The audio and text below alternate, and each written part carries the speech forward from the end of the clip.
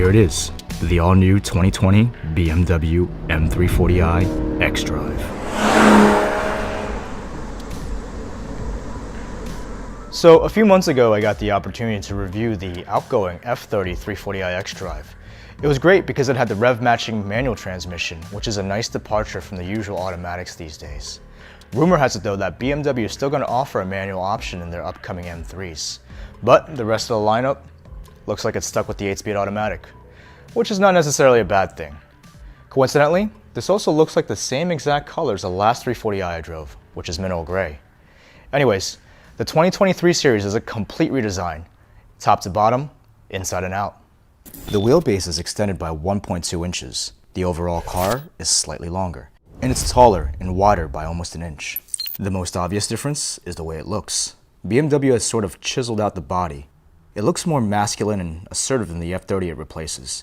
Even if you go with the more economical 330i, you still get a pretty aggressive looking car. The front bumper is squared off, and the inlet areas here sort of protrude out a little bit, and they make the car look lower, wider, and more purposeful. The back end here is nice and simple. I like the large 2 exhaust outlets, but the taillights sort of resemble Lexus a little bit.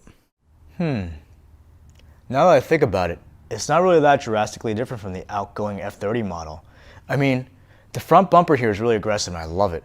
The headlights are awesome too, but the rest of the body, like the side profile, it kind of just looks the same. These wheels, these are the factory orbit wheels. They kind of remind me of the E46 M3 style, and it looked great on that car, but on this car, I much prefer the 10-spoke factory design.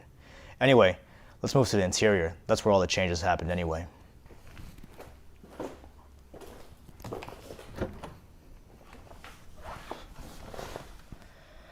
I've always ragged on how outdated BMW interiors were, but ever since I drove the new M850i, my mind has been changed. They really upped their game, and the same is true in this car.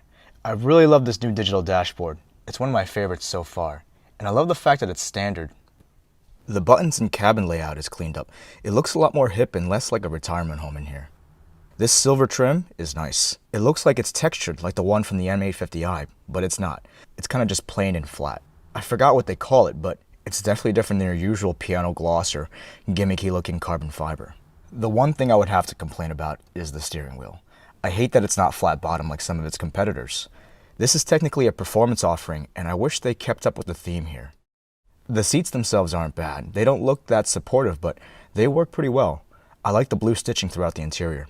Anyway, the one thing they did keep the same is the power plant. It's still the same B58 engine, but instead of being rated for 320 brake horsepower and 332 pounds of torque, they've upped it to 382 horsepower and 369 pound-feet of torque. That's a pretty big bump, but they've also increased the weight a little bit. It now weighs almost 3,950